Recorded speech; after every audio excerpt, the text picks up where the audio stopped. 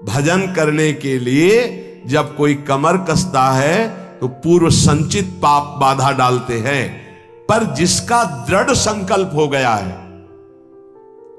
पीछे कदम नहीं हटाना, इसमें ध्यान रखना, पीछे कदम नहीं हटाना। इतनी सीख ले लो, जितनी माला में पहुंचे उससे नीचे नहीं उतरना, जितना पाठ में पहुंच चुके उतना पाठ करना, जितना त्याग में पहुंच चुके उतना कदम मजबूत जमा लेना, पीछे मत हटना।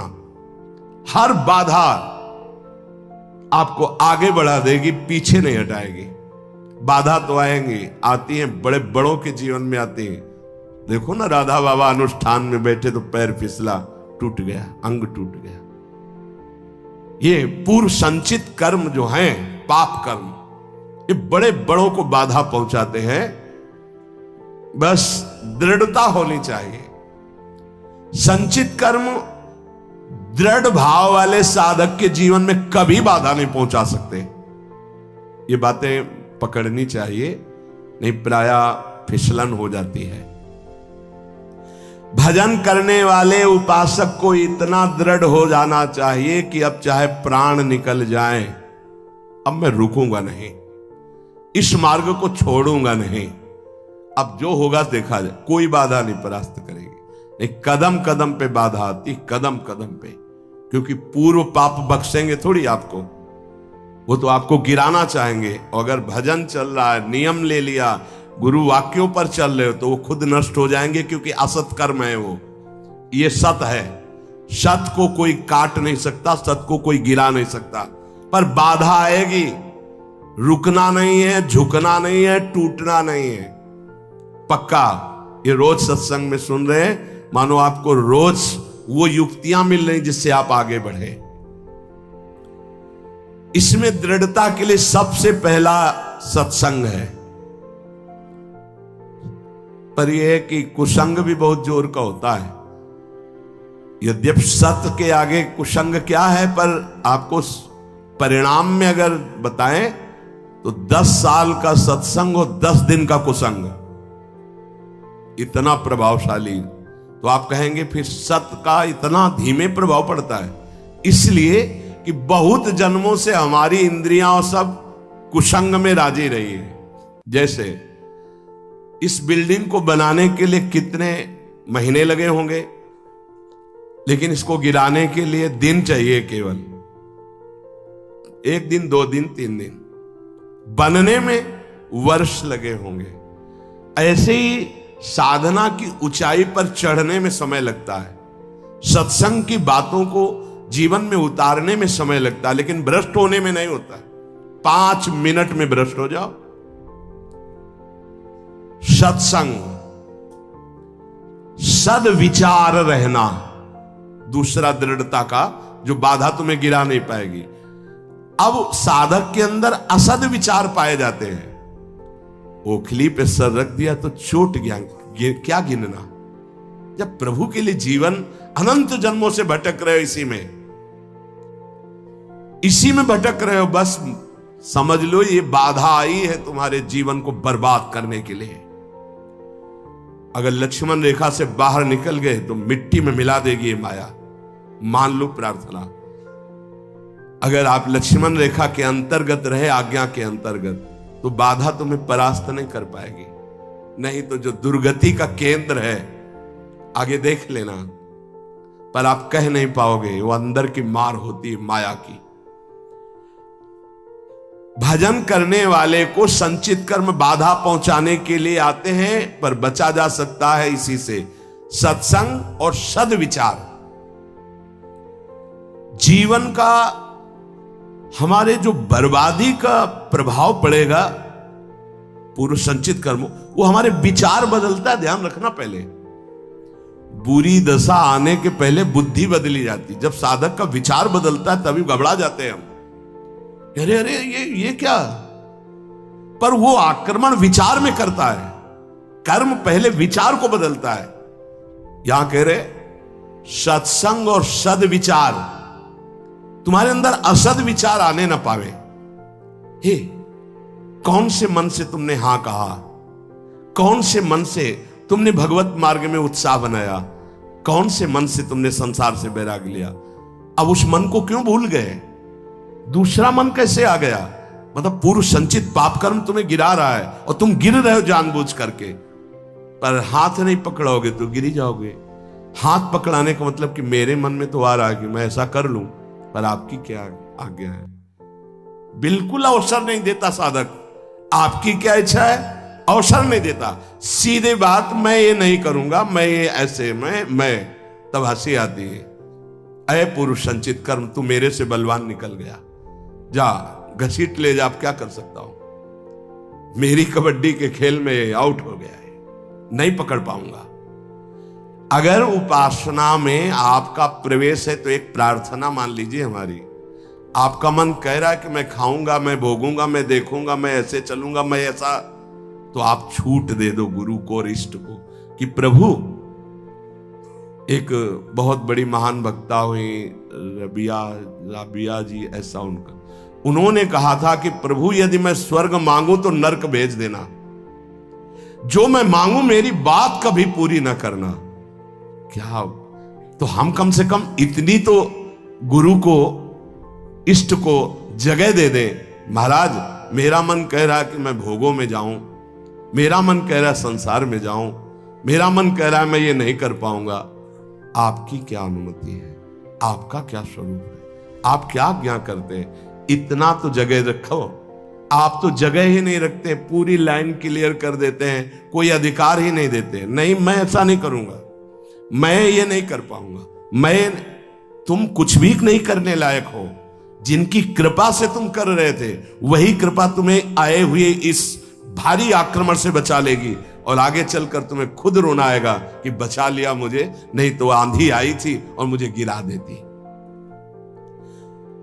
भजन से हर संचित बाधाएं भस्म हो जाएंगी। ध्यान रखना, भजन करने वाले पर संचित कर्म बाधा डालेंगे, पर सत्संग और सद्विचार और भजन की दृढ़ता हर कर्म को भस्म कर देगी, हर बाधा को भस्म कर देगी। तुम्हारे जीवन में यदि किसी संत का संयोग है तो उसकी आज्ञा से जितनी जल्दी तुम्हारी इन बाधाओं का नाश होगा, उतनी जल्दी तुम्हारी साधना से नहीं होगा। इसलिए भक्तों के संग की बड़ी महिमा बताई गई है। यहां तक कि भगवान से भी बढ़कर भक्तों के संग की महिमा बताई गई। मोरे मन प्रवश विश्वासा, राम ते अधिक राम कर दासा। ये मान लो, ये जीवन बहुत ऊंचाई पर चढ़ाना है। आप अकेले नहीं चढ़ पाओगे। आप हाथ दीजिए और साथ चढ़ जाओ। तो बोले एक दो को चढ़ा दोगे, यहां तो हजारों कैसे चढ़ोगे? तो हमारे प्रभु का अब वेद नहीं पढ़े इसलिए नहीं जानते। सहस्त्र शीर खा पुरुखा, सहस्राक्षा सहस्त्रपाद। वो अनंत हाथों वाला है, अनंत भुजाओं वाला, अनंत पाद वाला, अनंत नेत्र वाला, विश्वतः चक्षुर, वो विश्व नेत्र वाला है। अरे वो तुम्हें ऐसे गोद में लेकर पहुंचा देगा, तुम्हें चढ़ने नहीं पड़ेगा। उसकी करुणा दृष्टि हो जाए तो लूला लंगड़ा सुमेर पर्वत को पार कर जाए। मुकम करोति वाचालम पंगुम लंघयते गिरिम। इस अध्यात्म की चढ़ाई के लिए हम सबकी टांगे टूटी हुई हैं, तो हमको उठा के ले चलते हैं गुरुदेव। हमें हरि उठा के ले चल रहे हैं। पहाड़ लंघवा दिया, ये काम क्रोध लोभ मोह मद मत्सर, ये बड़े बड़े पहाड़ हैं, इसे लंघवा दिया। मुंह को होई वाचाल पंगु चढ़े गिरिवर गहन। सही पूछो तो इस चढ़ाई पर चढ़ने लायक नहीं, पर कृपा ने चोटी को लंघवा दिया। बार बार जैसे प्रारंभ हुआ था जहां से सत्संग, बार बार मन निहाल होता, कितने करुणा में प्रभु, जब उनकी करुणा दिखाई देती। अरे साधारण जीव, विषयी जीव पहाड़ लांघ गया, बड़ा आश्चर्य। ग्रह कारज नाना जंजाला, ते अति दुर्गम शैल विशाला। काम क्रोध लोभ मोह मद मत्सर विशाल पहाड़ है, और एक छोटा सा साधक लांघ गया। तब लगता है कृपा में बड़ी ताकत। छोटा सांप का बच्चा गरुड़ को खा जाए, ऐसी सामर्थ हमारे हरि में है। मस्कई करे बिरंच सम, मच्छर को ब्रह्मा बना दे, ब्रह्मा को मच्छर बना दे, ऐसे प्रभु के शरणागत है। जो स्वल्प पुण्य वाला होता है वो इन बाधाओं से परास्त होकर के साधनहीन हो जाता है। स्वल्प पुण्य वाला। महान पुण्य वाले कैसे बने? बोले भगवत प्रसाद, उच्छिष्टामृत, भगवत नाम गुणगान, भक्त चरित्र और भगवत विग्रह की सेवा, ये तुम्हें महान पुण्य वाले बना देंगे जिससे कोई बाधा तुम्हें गिरा नहीं पाएगी। फिर ध्यान दीजिए, स्वल्प पुण्य वालों को ये संचित कर्म बाधा पहुंचाकर भजन से विमुख कर देते हैं। तो हम अपने पुण्यों को कैसे बढ़ाएं? तो बोले भगवत प्रसाद पाओ, उच्छिष्ट, संतों की जूठन, प्रभु की जूठन, गुरुदेव की जूठन, जूठन ले पाइए। आदेश में सेवक जी महाराज करें कि ऐसे जो नाम गुण रूप लीला धाम में रमण करते हैं उनकी अगर हमें प्रसादी मिल जाए तो हमारे सारे पाप नष्ट हो, हमारा सुकृत बढ़े। प्रसाद से बहुत सुकृतवान बनता है। अपने रोज पाते हैं, गुरुदेव का भी पाते हैं, सिंहासन में गुरुदेव भी तो विराजमान है, प्रिया प्रीतम विराजमान है, आचार्य विराजमान है। तो आराध्य देव, गुरुदेव, आचार्य सबकी जूठन मिलती है जब भोग लगता है।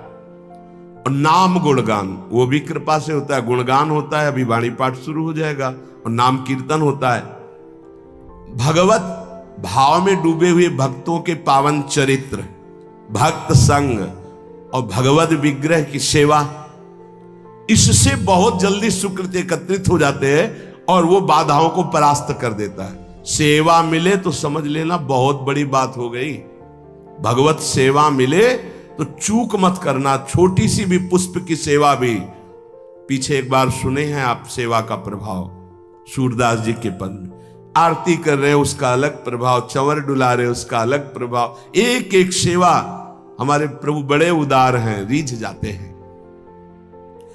जिस उपासक को संतों से प्रेम हो गया, उसका और कोई साधन बने या ना बने, कोई बाधा उसे परास्त नहीं कर सकती। आखिरी बात पूज्य बाबा कह रहे, जिसका संतों से प्रेम हो गया तो और कोई साधन बने ना बने। प्रेम का मतलब हमारा तो हिम्मत नहीं, हमारा तो मन नहीं, पर हम अपने गुरुदेव को दुखी नहीं कर सकते। हमारे चाहे प्राण निकल जाएं, हमसे कोई साधन बने ना बने, पर हमारे बड़े भाग्य हैं कि हमें ऐसे गुरुदेव मिले, हम उनको दुख नहीं दे सकते। श्री जी से सदैव यही प्रार्थना रहती है कि एक ही मांग है कि हमारे कभी ऐसे कोई आचरण न बन जाए जिनको सुनने के बाद गुरुदेव को दुख हो। बस इस जीवन में एकमात्र लक्ष्य है मेरे गुरुदेव की मुस्कुराहट। कभी ऐसे कोई आचरण न बन जाए, कभी कोई ऐसी बात न हो जाए जिससे गुरुदेव की श्रवण इंद्री में पड़े और वो दुखी हो जाए। उनको दुख दे दिया तो अब जीवन का कोई महत्व नहीं रहा। यही है प्रेम। अब जब ऐसा भाव रहेगा तो बाधा कौन सी परास्त कर पाएगी? कोई बाधा नहीं परास्त कर सकती। फिसलने पर भी गिरेगा तो गुरु की गोद में गिरेगा। इसीलिए आखिरी में कह रहे कि जिसे संतों से प्रेम हो गया, उसे और कोई साधन ना हो तो भी बाधा परास्त नहीं कर सकती। क्या संतों का प्रेमी भक्त जो है उसको फिर मनुष्य जन्म मिलेगा? अगर वो मनुष्योचित कर्म करेगा तो मनुष्य जन्म मिलेगा। अगर वो भागवतिक कर्म करता है तो भगवत प्राप्त हो जाएगा। एक राधा वल्लभ जी के उपासक थे। एक समय उनको बुखार और सन्निपात हो गया, तो सन्निपात में भी वो गा रहे थे बनी श्री राधा मोहन जी की जोरी। उड़िया बाबा कह रहे हैं, एक राधा वल्लभ जी के उपासक थे, उनको सन्निपात हुआ, बुखार हुआ, तो बेशुद्ध अवस्था में भी गा रहे थे बनी श्री राधा मोहन जी की जोरी। और एक ठेकेदार था, उसको जब सन्निपात हुआ तो वो ये कह रहा था, कंकड़ लाओ, ईंट रखो, और गालियां बक रहा है, तू खड़ा क्यों है? सन्निपात में बोल रहा है। बोले जो संतों का प्रेमी होता है, भगवत प्रेमी होता है, जो भगवत प्रेमी होता है तो मूर्छावस्था में भी भगवत स्मृति रहती है। अब उसका मनुष्य जन्म कैसे हो जाएगा? अगर वो सांसारिक कार्य वाला है, भगवत भजन नहीं करता है, तो फिर उसके कर्म के अनुसार उसका जन्म होगा। सदा तद्भाव भाविता वाला महापुरुष कैसे जन्म ले सकता है?